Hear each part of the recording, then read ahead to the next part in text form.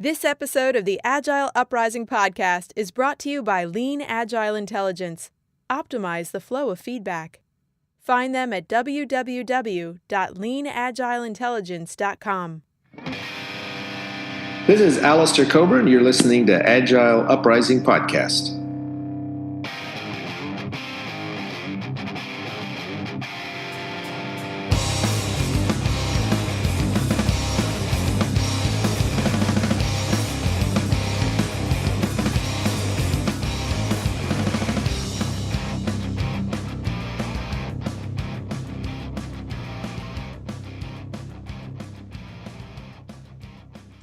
Greetings and welcome to another edition of the Agile Uprising podcast. I am this episode's host, Jay Hersko, and tonight we have a little bit of a bonus episode for everybody. We are ostensibly talking about Agile, but more importantly, we're going to be talking about music.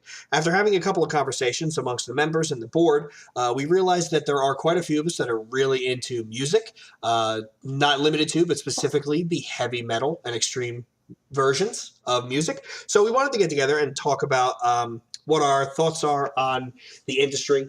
It's halfway through the year, so we're going to talk about our top picks of 2017. And also, we're going to discuss Agile Concepts applied to music. So we went through the Scrum Guide and some of the things that are part of SAFe, and we're going to talk about how they relate to the music industry in and of itself. With me, I have a first-time guest, Rob Ligeti. Say hi, Rob. Hey, Jay. Thanks for having me. No problem. Thanks for joining. And as always, Pastor Troy. Troy, how's it going? Hello, how are you? All right, so let's begin. So the first thing I want to talk about is let's start the conversation off easy with gateway bands. So this is the concept of most people that get into the more extreme ends of music usually start with a band that's a pseudo gateway band, a band that steps them almost like from child to adolescence to adulthood into the more louder, more aggressive, could some would say ignorant side of music. So I'm going to start with you, Troy. Okay. What was your gateway band? What was the first band that you listened to that was not typically found on the radio and then sort of led you down the path to where your music tastes lie now? Okay, so I'm a bit all over the map. So I know this is a show about like heavy and extreme heavy music, and I do like heavy music. Maybe not as extreme as some of other you guys, but I could still talk about it. I started off as a kid. I grew up in a neighborhood where all my friends they just listened to hip hop music, right? So that's pretty much what I grew up with. And when I was about 12, I discovered, the first band I discovered was Green Day, I think, in like 1993 or something, right? And when I think I was in 7th grade or something like that. And I started listening to it. And I was like, oh, this is cool. And then I started listening to Metallica. My uncle had a tape of Metallica. It was the Black Album, right? And I started listening to that, and then I just became like a huge fan of Metallica, right? So I would say Metallica was the first band to get me into heavier music outside of, transitioning into first punk music and then into heavier music. What about you guys? Right. I was going to ask Rob, what's your gateway band if you had to narrow it down? Wow, I had a similar path actually to Troy. I grew up with hip hop. I mean, when I was younger, I was the guy in the garage with the guys in the neighborhood breakdancing, and then somewhere in my probably high school days, I remember coming home, walked up into my room, and I had an older brother who just loved to ransack my room all the time, and he actually left an Alice in Chains Dirt tape in my tape player. And I remember hitting play on the tape player, and at the time I was just totally hip hop, and laid down and actually listened to it from start to finish. And I'll never forget that day. From that day, it's just, I haven't even looked back since then.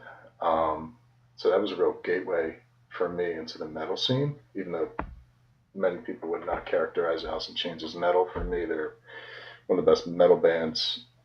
I mean, they're all time, right? Yeah, his voice, the big four, the grunge big four, right? Him, Vedder, Weiland, and Kurt Cobain, right? It is unmistakable. You put him on the radio, and you automatically know who it is. I have almost sort of the same experience as Troy. I'm going to date myself here. I'm old enough to remember when wearing a jean jacket with a back patch was not ironic. It was actually in style. And I remember seeing all these kids with all these really cool, this is a grammar school, right? So these really cool Iron Maiden killers and Somewhere in Time and State of Euphoria by Anthrax and some Megadeth stuff. And I remember being really intrigued, first of all, with the artwork. That's what really caught me. And the first band, believe it or not, gateway band for me was Metallica. They were the first band which was way heavier than what every other kid was listening to, but not so extreme that I would have like blown my ears out. But that's where I started, and from there it's just gotten weirder and weirder and weirder since. So along the line of a gateway band, what is the equivalent to a gateway band in Agile? Is there a particular thing, a particular facet in Agile that you would get into that also would lead you down the path of Agilists and becoming a practitioner or coach or a Scrum Master? Rob, you had some interesting points about product development. I'm going to start with you. Yeah, I mean, for me, product development, it's, the most important thing for me is just trying to figure out what the most valuable thing to start with, right? So you try to figure out what the product is that we're trying to build and, how it aligns with the overall organization's vision and the organization's goals. And then really just getting into a room and trying to define what that first chunk of value is that we're going to build and try to build it as fast as possible, get it out the door and start to get as much feedback and build that feedback loop. So for me, I mean, just having a product management background for the last 7 years, that's always what's on my mind. It's what are we doing that's the most important thing that the customers need. And then we just go from there. It becomes lather, rinse, repeat, right? Building that feedback loop. Right. Perfect. Troy, how about you? What do you think? What was your equivalent into your gateway into Agile? I think for most people, at least from what I've seen and talked to people, a lot of people's kind of initial gateway drug is the CSM class, from what I've seen. So a lot of people get that CSM and now they're like, well, now I'm a certified Scrum Master. What does that mean? Or what can I do now? Right. So basically, I think that's a pretty good gateway because it kind of gives people enough knowledge to think differently, if you want to bring Steve Jobs into this. But at the same time, it doesn't mean that you really know how to do anything. It just gives you enough information to kind of question the previous way of working, and have enough to be able to start something, So that's what I think. And I think, Troy, you and I may be operating on the same wavelength, because I would agree that was basically my gateway. I took a job with a company where they were running a project in a ersatz quasi Scrum manner. And my manager said to me, do you want to go and take a class in how to be a Scrum Master? And it comes with certification. And at that point I said, yeah, okay, I'll give it a shot. So I took 2 days of CSM courses. I passed the test. I got the 3 letters, but wasn't really sure what they meant. And from there, it was just the more I started to utilize what I learned in the class and the more I ran projects in an Agile fashion and using Scrum, the more I really, really liked it and wanted to leave behind or slough off the traditional waterfall type stuff that I learned in all those project management classes. So it was a really, really interesting way to go headfirst into the deep end.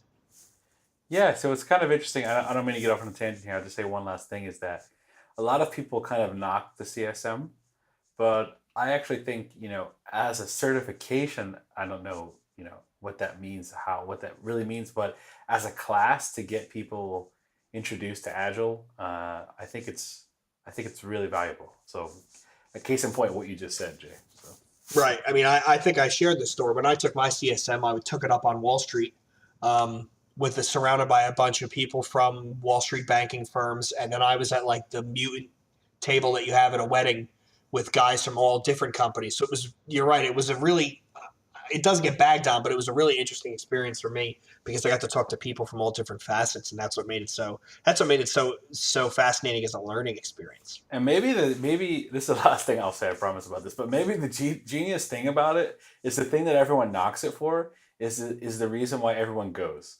Meaning that if you didn't provide the certification, then people wouldn't go because their companies wouldn't pay for it. but it's kind of like almost a necessary evil to get that, to get that initial drug or whatever, the gateway drug to Agile. I don't know. That's just I think the model of how that worked has kind of opened a lot of people up to Agile that maybe wouldn't have been, without it. So it's an interesting debate, at least. True. Okay, let's dig into some Agile concepts. So Agile conceptualization, how it applies to music, right? So the first thing I have on the agenda, Rob and I went back and forth about this a little bit, is the idea of running an experiment, inspect and adapt, right? Can a band, would it work if they do the inspect and adapt model where they look back at what went right and change? Can they run an experiment where they release a song, they judge the feedback from the fans, maybe they change the sound, and then they release another song, that whole feedback loop, leading singles, gauging responses. Rob, you had an interesting bullet about Kanye West and his idea of MVP. Can we poke through that a bit? Yeah, it sounds great. That was actually a really interesting article that made the rounds. I think it was a couple of years ago. And it was something to the effect where Kanye West, I think he released either part or all of an album. And he allowed the fans to provide feedback on not only the beats, but the lyrics. And I think to an extent, he actually allowed the fans to maybe augment some of the music. But it was like a classic example of, let me put it out there. Let me see what the fans think of it, and they'll provide me feedback, and the feedback will, result in an updated version before release. So I thought it was a very interesting twist on minimum viable product. Yeah, that is fascinating. I would wonder why more bands don't go that route.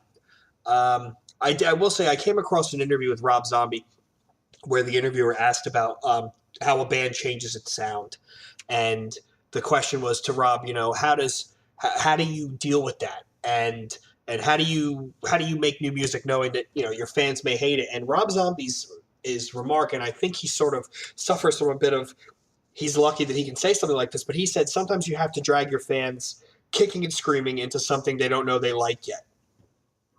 And to that, I will sort of agree with that remark.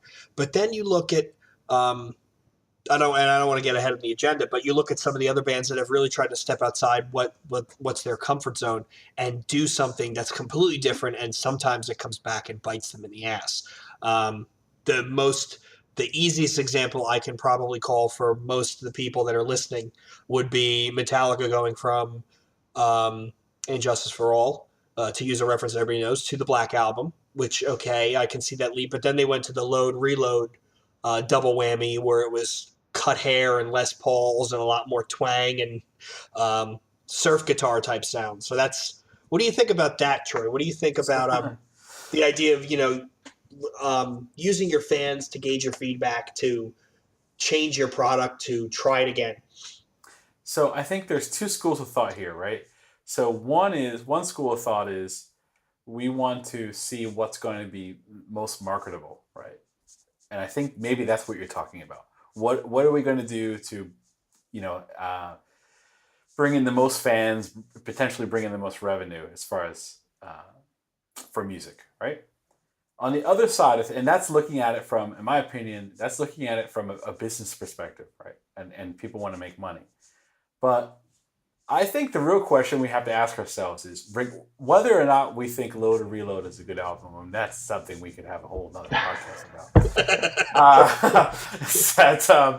The question is, in your mind, did they do the right thing? And I'm going to say yes, in my opinion, because I kind of feel like as an artist, the difference between art and just something that generates revenue, right? So if we're developing a product, the reason why we're developing the product is ultimately to make money, right? So, and obviously to make a ding in the universe, et cetera. But ultimately, we're developing a product to make money. So that's not necessarily always the case with art, right? And music in general. So certain musicians don't even care really that much about making money, and they live, a very let's say basic quote unquote lifestyle, and they're happy just to get a small fan base and tour around and live like that, right? Other musicians want to make a lot of money. So for Metallica, they knew that they were probably going to take a huge risk and alienate a lot of their fans. But I think James and Lars, who are the main songwriters, they were like, hey, creatively, this is what we want to do, and we're the artists.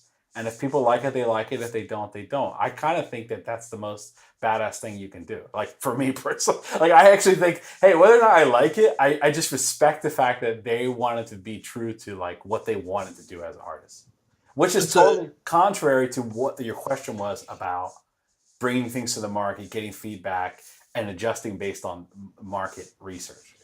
True, and I think I don't want to debate the load reload, but I think if any band other than Metallica had released those, they would have been all over the radio, slowly but surely. But I don't. I personally don't like those albums, but whatever, they got to do their own thing. Rob, what are your thoughts?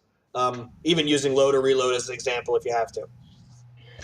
Well, I'm not going to be that guy that falls into the bash Metallica because they cut their hair and they released 2 albums that were polar opposite of what they're known for and what got them to where they are, right?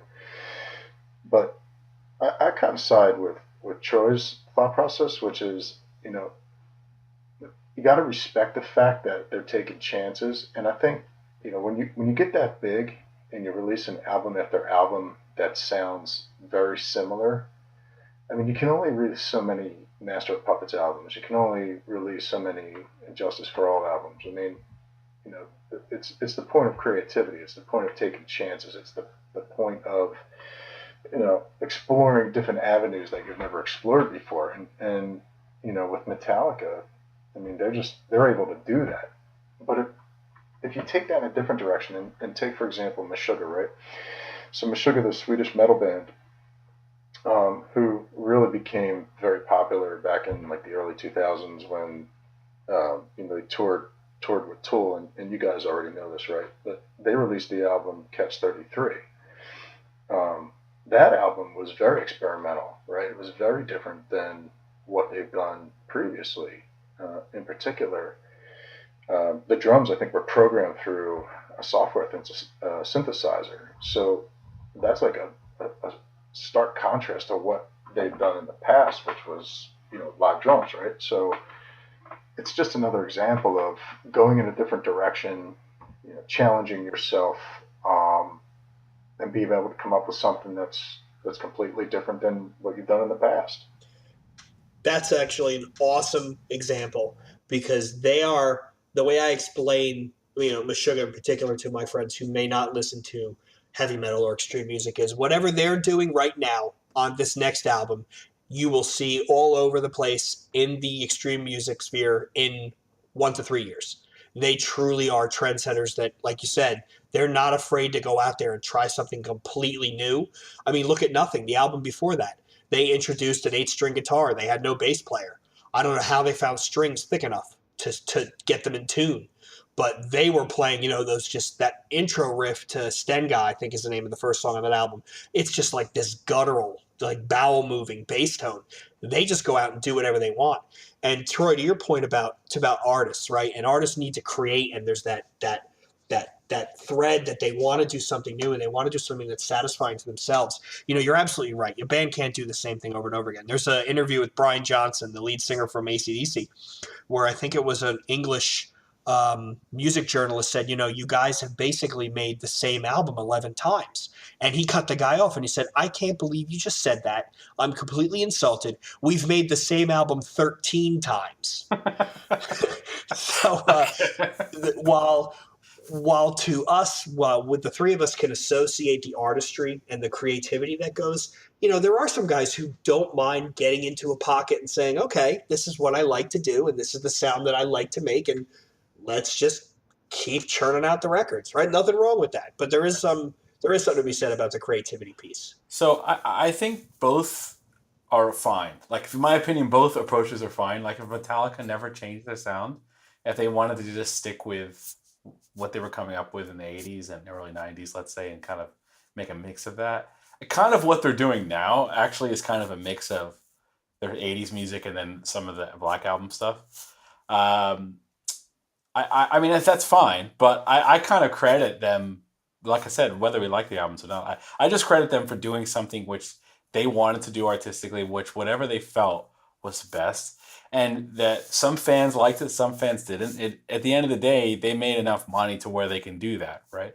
There's not that many artists that can really do that at that high of a level. I mean, if you don't have a lot of money, without fear of, hey, if I don't come out with another commercial success, I won't eat or whatever, right? So I mean, the one hit wonders and stuff like that. Are you guys familiar with the rapper named Childish Gambino? Yes. Right. So Childish Gambino is a little bit. His name's Donald Glover. He's an actor. He was on Community, and he wrote for like 30 Rock, and he's a comedian. But he's also a rapper. And he came out with an album, which was his last album this year, which was a funk and R&B album, and there was no rap on it, right? And it was like funkadelic style and Parliament style funk on this record, and with real instruments and everything. And a lot of his fans hated it, right? And I'm listening to this, and I'm like, this is his best album by far. So anyway, so what I mean is like that's an example of someone just totally taking a chance and not really caring about what they did previously. And I think he came out with his best album. Whether that means that he's going to sell the most, that's a totally different discussion. It usually takes fans a bit to come around. Going back to the Kanye West example, I am not a huge hip hop fan by any stretch of the imagination. I enjoy it. I have a whole bunch of 90s hip hop in my iTunes library. But Kanye is one of those artists where every time he puts out a new album, whether you like him personally or not, the Kardashians or whatever, it's totally different, and it's refreshing. When you look at how he went from Graduation to I think it was 808s and Heartbreak, to My Beautiful Twisted Fantasy, to Life of Pablo. He did the album with Jay-Z in the middle. For me, I'm always excited when he releases something new because I know it's going to be different. I'm going to go, what the hell is this? And a lot of times, and when we start talking through our next topic, which are our top picks of albums for this year, some of the stuff on my list, I didn't get it at first. And when I don't get something, when I listen to it, I'm like, I don't get this. That usually is a sign to me that I'm going to really like this later. I just need to wrap my head around it. Right. Yeah, that's good. I'm the same way for the most part. Yeah, if it was totally bizarre, I want to go back and be like, okay, don't just delete it. Let's listen to it again and give it another try. Jay, going back to your previous question about lean startup with music, I actually think that this is something that's going on now with the state of the music industry, particularly when it comes to hip hop. Because there's this whole generation of artists, which are what they call SoundCloud artists, right? Where they release a song on SoundCloud and it gets all kinds of buzz, right? They don't have any albums, they don't have a record deal, right? But the song gets so much buzz that people, it gets all on YouTube, people do reactions to it or whatever. And then they actually have a career based off of SoundCloud music. It's kind of crazy. Like it's crazy how the industry has really changed, and actually the artists now have the power because of the internet, right? So I actually think that these, especially younger artists, right, particularly in the hip hop industry, they're really doing a good job at that, at putting little snippets out, putting one song out, getting feedback, and then putting more stuff out and literally building a career. And some of them are saying, we don't even want record deals because we can make more money on our own. So it's kind of, it's pretty. It's awesome. It's awesome, right? And as sorry, Joe, I didn't mean to cut you off. No, it's fine. As the guy here who probably listens to the most extreme of extreme music, right? The internet for this type of music, the type that I really enjoy, has really been both a blessing and a curse. It's been a curse in the sense that it killed off the traditional recording industry. Get a label, get signed, do 3 albums, never recoup, blah, blah, blah, blah, blah. Right. So that's been the bad things for bands. But the good thing is the internet makes it so easy with Bandcamp, with SoundCloud, with YouTube. The more extreme ends of the spectrum have now a platform to get out in front of people and get their music in front of people who normally would be tape trading or the old days where you would send a self-addressed stamped envelope to an ad in the back of Metal Hammer. When I read the bassist singer from Misery Index, Jason Netherton. He's a really sharp dude. He wrote a book called Extremity Retained, and he has a whole section which talks about the old ways of tape trading and even the old ways of touring, where they would basically go out with a bunch of prepaid calling cards and a phone book and be calling from rest stops. Say, hey, we're coming up on Topeka. Is there a venue that we can put up at? Can we play tonight? Just Right. the internet has made that so different and so much easier. Rob, what are your thoughts on the whole internet stepping into music and where we've ended up in the last, say, 10, 15 years or so? Yeah, it's interesting. There's a warm spot in my heart for sending a self-addressed stamped envelope to your favorite band out of the back of a magazine. Those were, it's like my childhood, right? So I mean, Yep, that was the yep. greatest thing. It's funny, like, if you think about the way the music industry is today. I mean, everything's based off singles, right? So, you know, it's hard for me to. The one thing I made a mistake on is I made a mistake completely moving into digital, right? Because I was a few years into building a digital catalog, and I really started to miss my CDs, right? I started to miss that anticipation of standing in line at the record store, going in, picking up the CD, opening it, looking at the artwork, reading the liner notes, throwing the CD in and listening to it from start to finish. And I miss that part of the music industry, right? I feel like the music industry has become, just very, very watered down, not as intelligent as it once was. Intelligent in terms of, the the lyrical intelligence or the creativity. I think you have to really dig down deep into underground music to find that kind of music that works for me.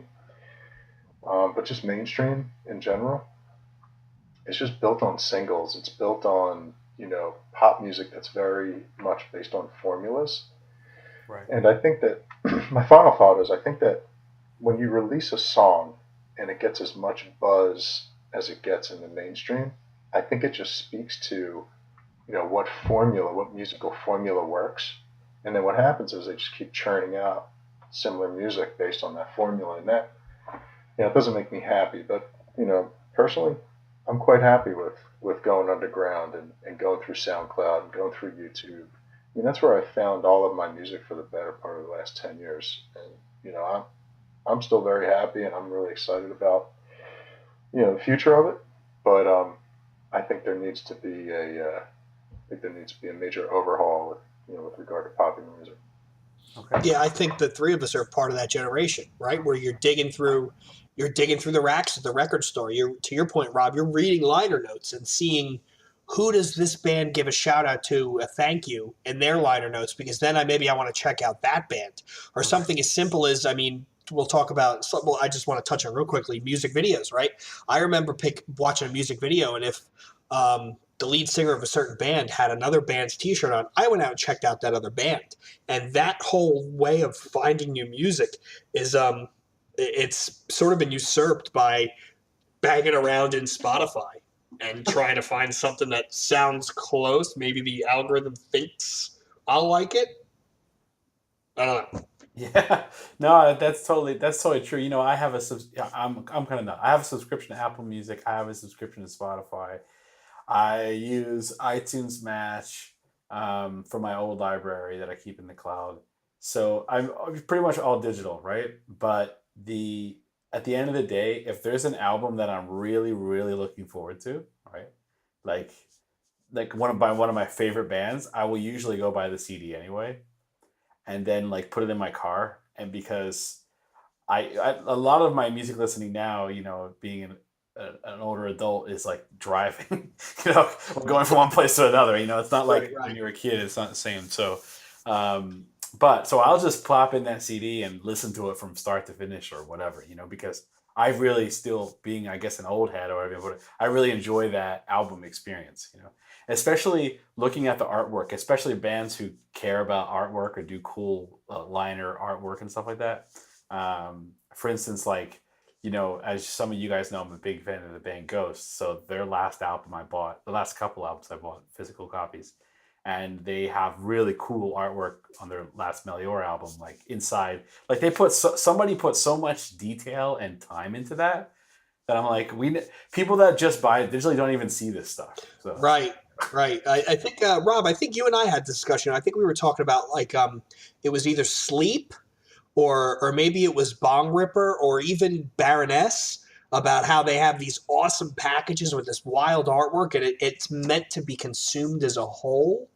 Not just the music itself, but it's an experience. right. Not even touching on the live stuff. It's just the experience of opening the package is something that maybe as analog guys in a digital world we can appreciate more than the next. Absolutely. Yeah, and that's the beauty of music, right? So, I mean, I have a very busy household, right? I got two young kids, you know, and it's just very loud here, and it's high energy all the time, and I'm at the point now where when I know a new album's coming out, right? So I just recently took in the new Mastodon album. Big fan of Mastodon. They're another group that's churning out very creative music every other year, and I told my wife, I said, all right, just got this new album. I'm just going to go take a ride. I'll be back in an hour. And I went to, a quiet place up near the lake. And I sat down and I listened to it from start to finish because that's how I love to consume music. That's how I love to consume an album in full, is to just go find a very quiet area, the right time, right place, and just sit down and listen to it from start to finish and absorb it, right? And it doesn't always happen on the first spin. Sometimes you need 2 or 3 spins to really be able to form a judgment on how that album is, how that album makes you feel, and how is it relative to previous albums released by that band. So, I don't think I'll ever get old when it comes to consuming music and.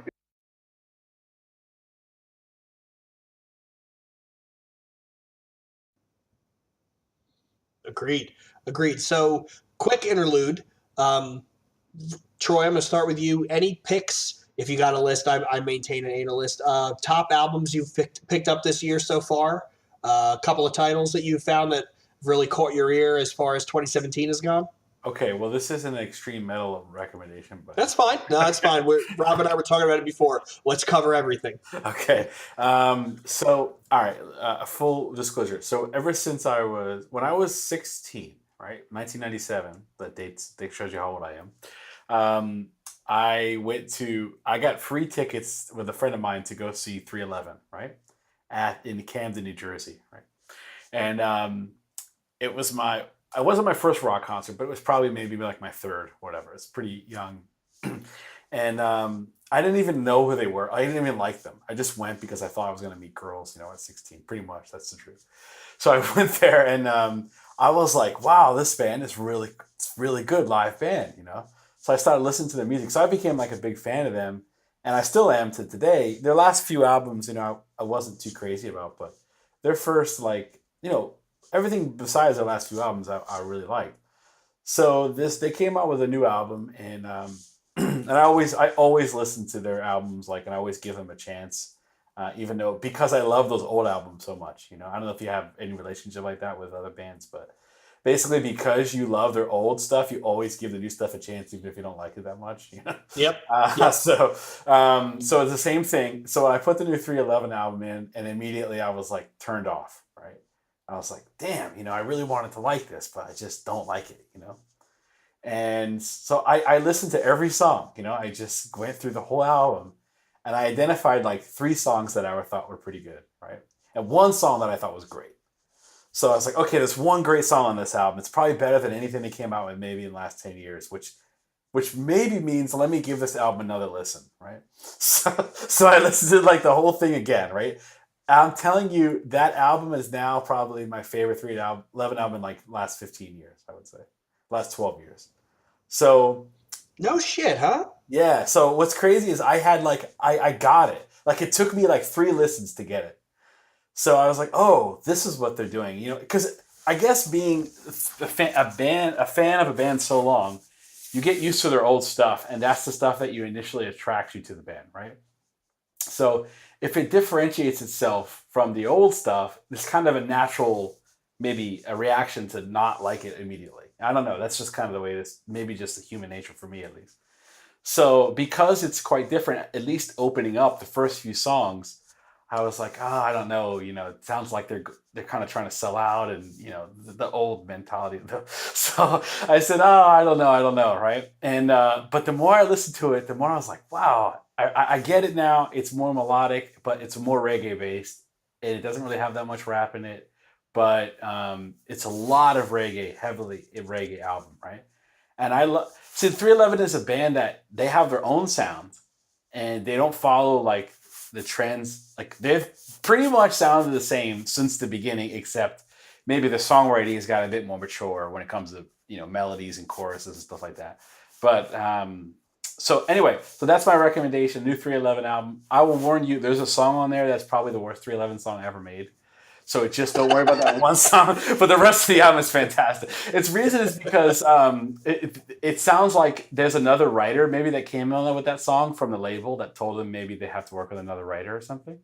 And it sounds like a Kesha B-side, and it really like turned me off. Actually, that song is what made me like immediately hate the album, right? I was like, this is crap. But basically, if you get around that, everything else I like about the album, so it's pretty good. So, aside from the stinker. Yeah, pretty much. And then, so that song is called "Till the City's on Fire." I mean, it's a catchy song, but it's just not 311. It's just like some writer trying to make 311 sound like what's on the radio today, which I hate. Gotcha. So aside from that, though, the rest of the album is great. As far as other albums, I'm going to let you guys go, and then I'll come back around. Let me think about that. Okay, Rob. Awesome. Thanks, Troy. I'm going to have to check that out. I was a big 311 fan way back in the day. Okay, Actually, cool. I think I saw them live like in the late 90s, and it was a really good show. I'm actually going this Friday night in Philly to see them. Ooh, we'll have to talk about that. All right. Okay. Excellent. So let me think. So I mentioned Mastodon before. I'm a big Mastodon fan. They're another band that I was introduced to through Tool. And their early albums it took a lot for me to digest. But as they evolved and I think got a little bit more of a larger fan base, their vocals got a lot better. And in their latest album this year, the musically they continue to evolve. And they're just one of those bands that I characterize as never putting out a bad album, right? So they're a great album from this year. Definitely love the Melvins' new album. The Melvins are the Melvins, right? I mean, they're another band that never put out a bad album. Highly recommend that album. And then you know what? I'll throw one at you guys. How about Body Count? Remember Body Count? That album, I have to say, is pretty damn good. Yeah. So the Bloodlust album?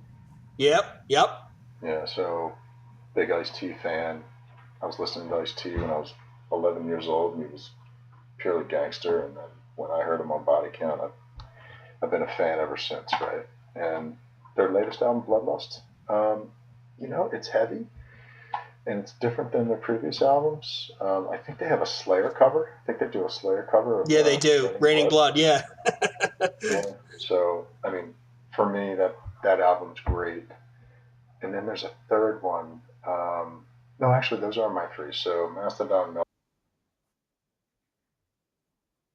So I got a couple more, Jay, before you go. Now that I thought. Go for it. One is Sorceress by Opeth. Have you guys heard that album? I have not heard that. I've only heard old Opeth. Okay, so Opeth, for those who are listening, used to be a death metal band, okay? When they first started.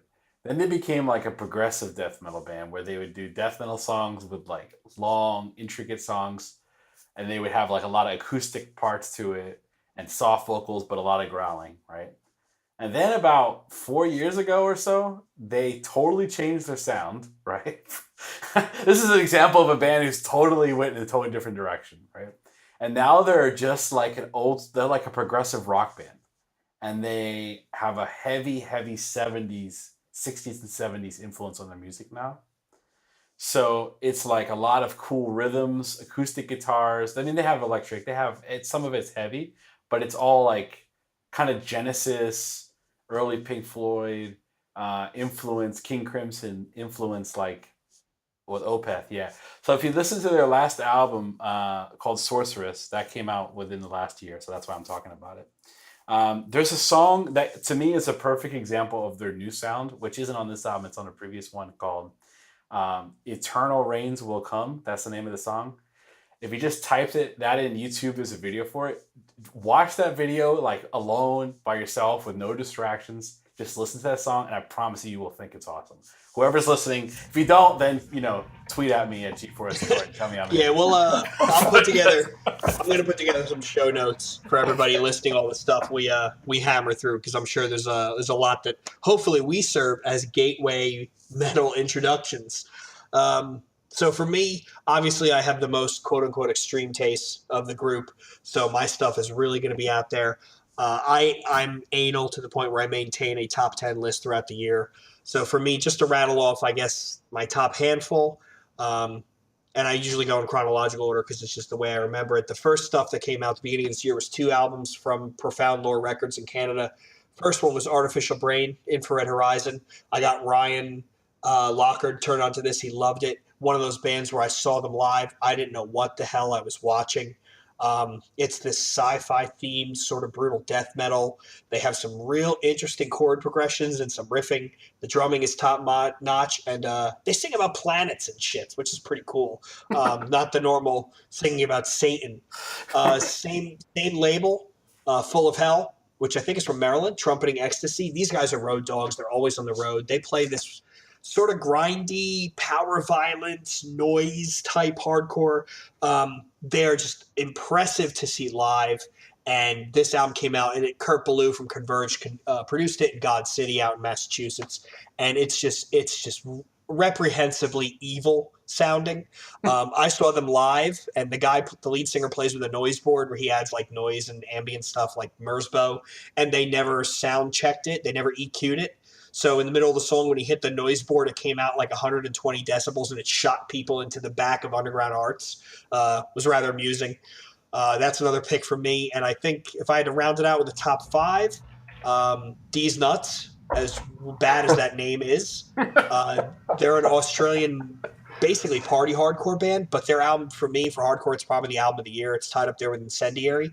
I listen to it front to back. I don't fast forward any songs. Then I want to listen to it again. For me, that's the sign of a great album. So they're up there. The last couple weeks, we had both Dying Fetus and Origin put out new albums. If anybody is curious to see what musicians can do at the extreme ends of the metal spectrum, check out either one of those. Dying Fetus, the album. Again, here we go, maturity. Wrong one to fuck with. Origin is unparalleled universe. I have never heard a drummer play like that ever. The key term is velocity. I'm not talking about points you deliver in a sprint. They hit speeds that are unrealistic, and the music holds together. They do some weird Middle Eastern influence stuff. It goes into prog rock. It goes into a little bit of like almost like a slowed down power metal type stuff. Really, really cool stuff. If I had to pick top 5 albums of the year, that's mine. But again, we're only halfway through the year. It's shaping up to be some banner stuff coming down the pike for the rest of the year. So anything else before we hop over back to the Agile part of the conversation? Yeah, so there's a couple albums, and I can't remember exactly what month they came out. They might have come out at the end of last year, but they're within the year, so I'll talk about it. I talked about it once already. The new Metallica album, I think I like about half of it, personally. Not that I don't like the other half, I just don't really listen to it. I kind of skip them.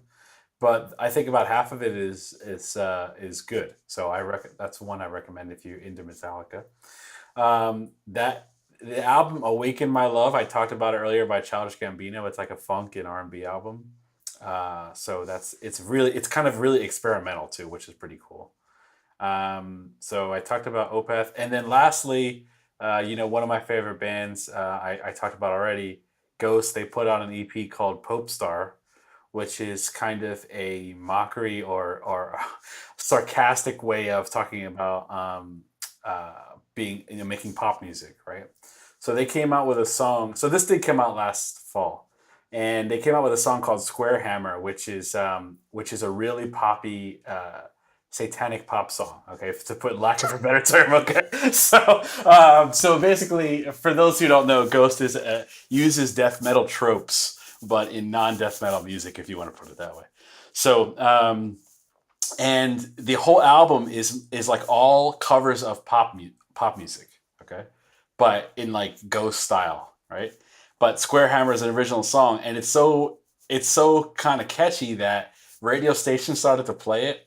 Even Monday Night Football used to play it on every commercial. Like when they would go to commercial, they would play a clip of Square Hammer on every Monday Night Football game last year. I got a huge kick out of that because if you listen to the lyrics, it's like totally not something that you would hear on TV or radio. So it's pretty amazing. So anyway, that's another recommendation of mine.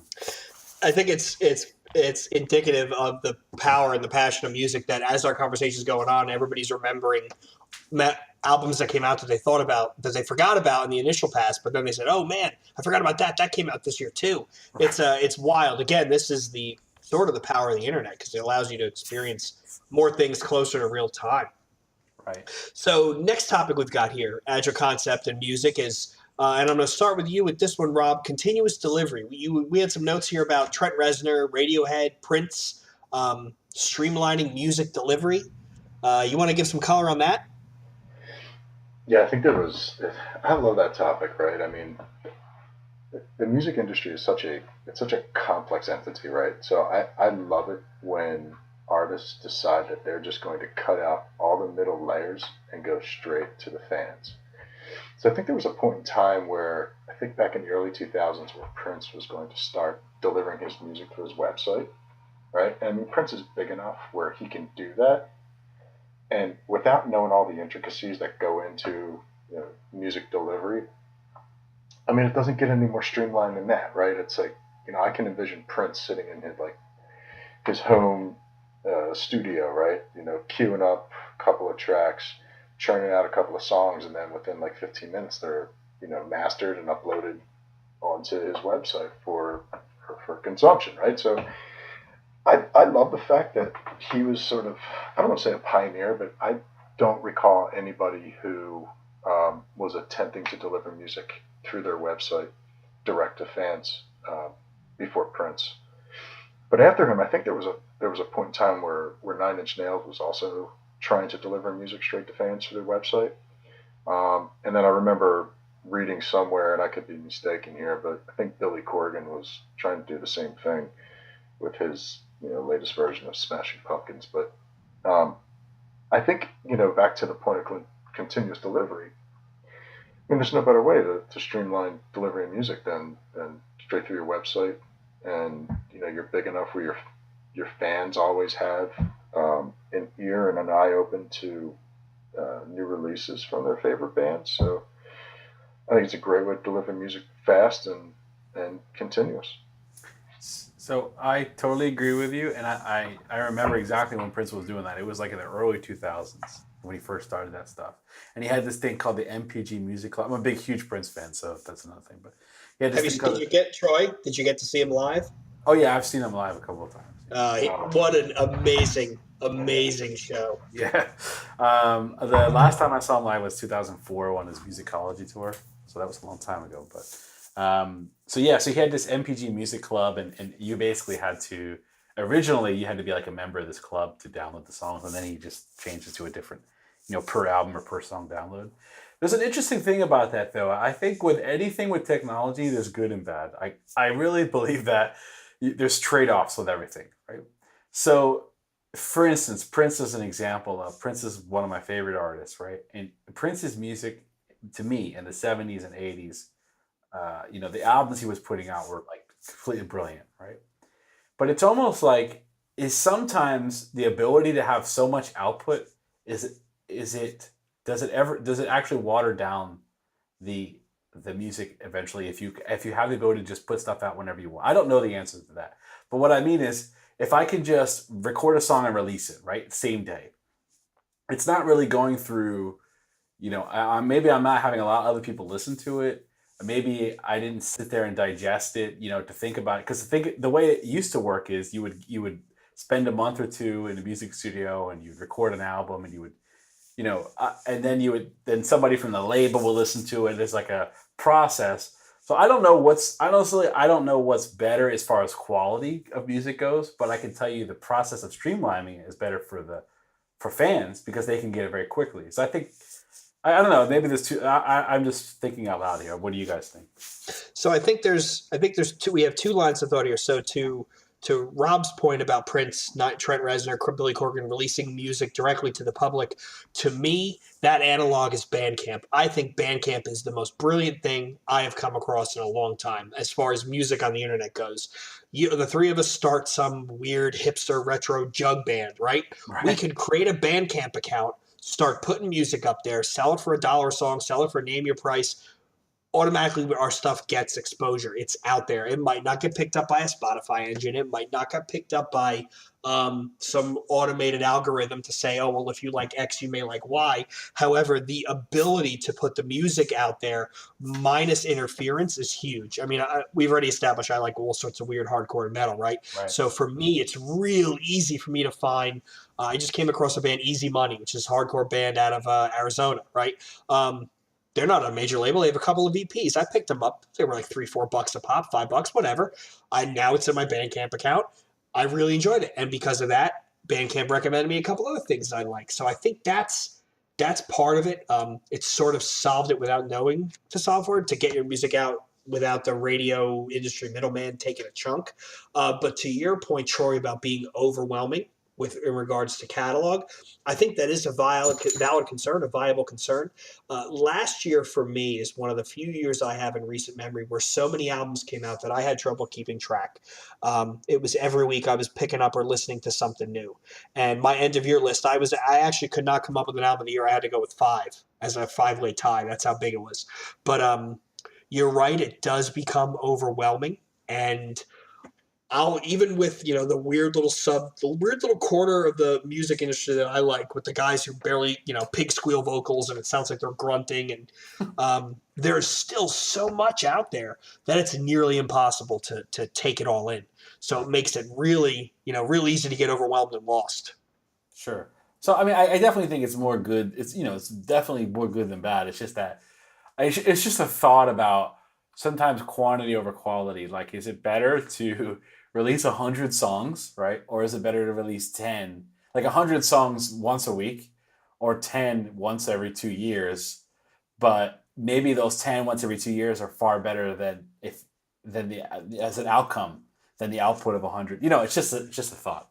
Right. So let me ask you this, Rob, because our tastes skew a little bit more towards the right extreme side. The one song versus 100, drabbing out your music versus albums. Does it make a difference what genre of music we're talking about when it comes? Do we need to qualify that when we talk about some of these ideas? Will something work better maybe in, say, hip hop or pop music than it would in, say, country or heavy metal? Oh, that's a good question. As Troy's talking, I'm thinking to myself, if you're a band that's known for being experimental, right? So take Radiohead, for example, right? I mean, they could probably put out more music than you can keep up. Still want more, right? Because that's just Radiohead. But then there's other fans that maybe popular music who maybe they just don't have the capacity to be able to take in as much music from the band, or maybe they just become too judgmental. They don't have they don't have a well enough established palate, if you will, for too much music or a large quantity of music. But for me, if I have a band like, we go back to Meshuggah, right? Love Meshuggah. I could listen to Meshuggah every month if they're churning out new music, and I'll find the good in it because I love the band so much. But that's just my opinion, right? Okay. Fair enough. All right. So along those lines, now that we're talking about different genres and we talk about pop music, and Rob, you brought this up, how pop music basically can be formulaic at this point. I read a book, I think it was called The Song Machine by John Seabrook, and it talks about how pop music is made with the example of, I think, the two guys from ABBA who are now producers. It talked about Dr. Luke and how he worked with Kesha, and how it's almost become a cottage industry of churning out Pop-Tarts, for lack of a better term, right? Is that good? or is that bad, or is that a death knell or sign of things to come? Troy, what do you think? Well, a bit of a secret that I'm going to reveal, right? So I wouldn't say that I'm a fan of like pop artists at all. Like I don't really care about Casio or Britney Spears or any art like really per se.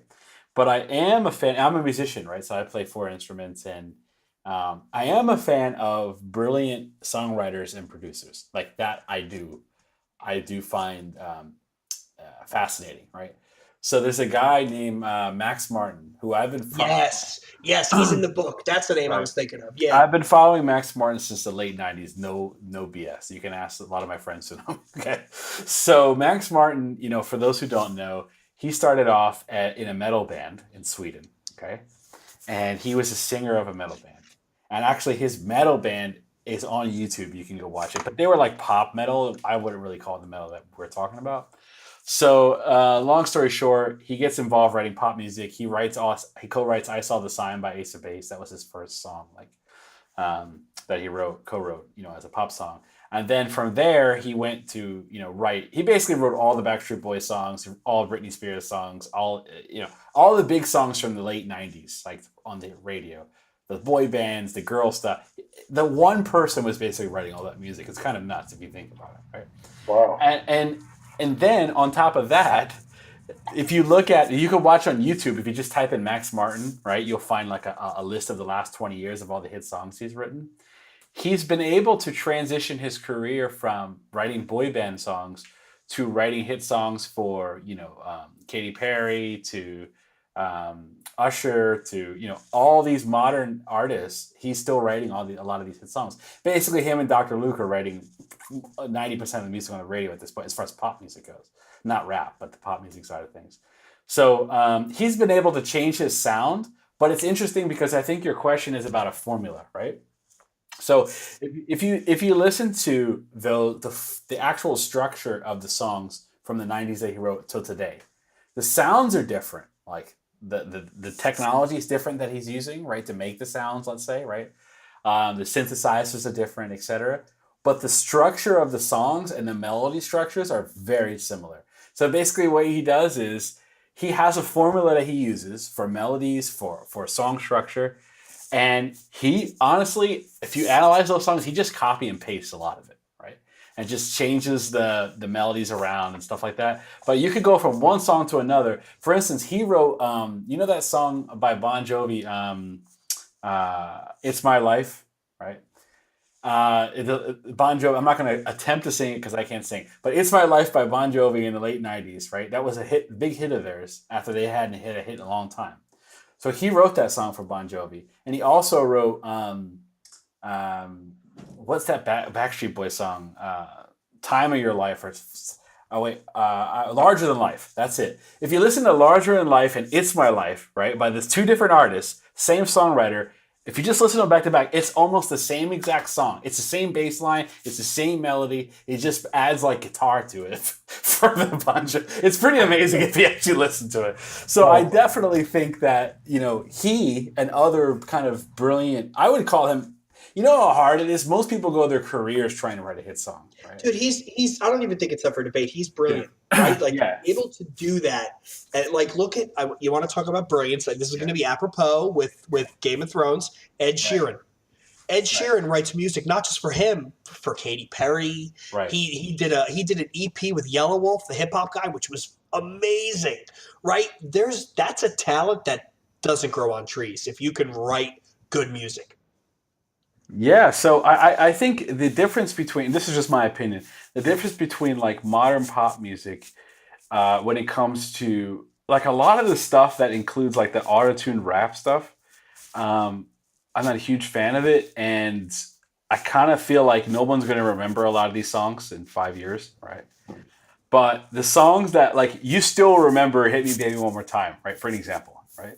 Or you still remember like a couple Backstreet Boys songs that if you heard, you'd be like, oh my God, I know that song. Whether you like it, that's a different story. But you know it, right? It's kind of timeless as far as it cemented itself in the history of music, right? In its own way. I think artists like, to me, Max Martin is the artist because he's the writer, he's the producer, right? And he's been able to take his style and tweak it to different performing artists. So you're going back to your question about a formula. I definitely think that pop music in general is very formulaic, but I think there's like a secret sauce to it that like a handful of people can do really well.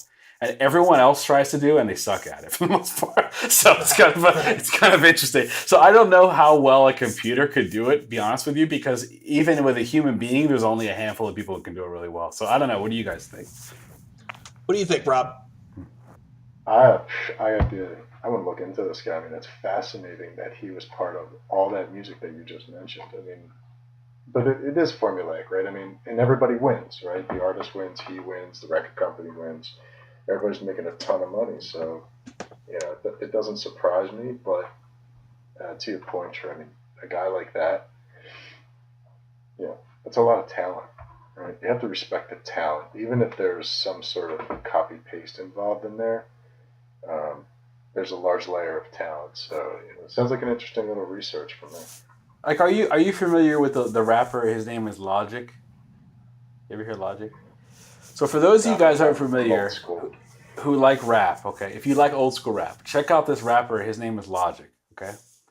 He is a brilliant rapper. Like, he's incredible. Like, his rapping ability is, like, top-notch, right? But his music, I'm not really, like, it doesn't really do that much for me. Like, a couple songs here and there I like, right? But it's not something I play on a regular basis. When I hear it, I'm like, wow, he's very impressive, his rapping ability, right?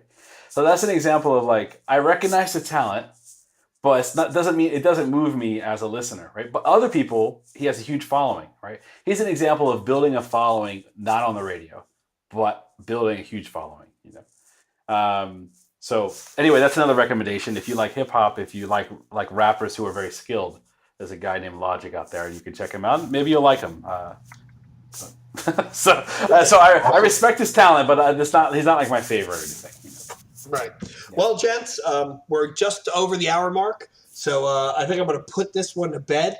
Rob and Troy, I want to thank you very much for your time. I think it's safe to say that we could easily go on for another 2 hours solely on Metallica alone. Rob, we never even got to unpack the brilliance that is Meshuggah's I EP, which I would pay a huge amount of money to see them play just that one song, front to back, nonstop, on a tour. I don't even care who opens. They could have Yanni open. I would still go. I think it shows that there's, between the three of us and a lot of people who are into music, there's a lot of passion there, and harnessing that is why the music industry persists and has grown from what it was in the 50s and 60s to what it is now.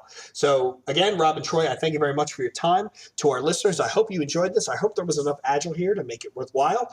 If you like what you heard, please comment. Let us know either on the Coalition or through iTunes. If this is an episode or a topic that people enjoyed, we could definitely do another one. Once again, I want to thank you all thank the guests and thank our listeners, and have a nice night. Lean Agile Intelligence is the industry's first customizable Agile assessment and learning platform. The platform's assessment builder, consisting of over 100 Agile and Lean practices, derived directly from the framework literature, enables organizations to tailor team, program, or leadership assessments to their unique needs.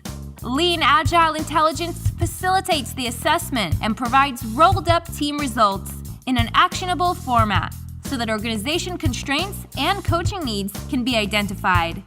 The first 4 months are free, so you can determine if this is a platform that adds value to your change initiative.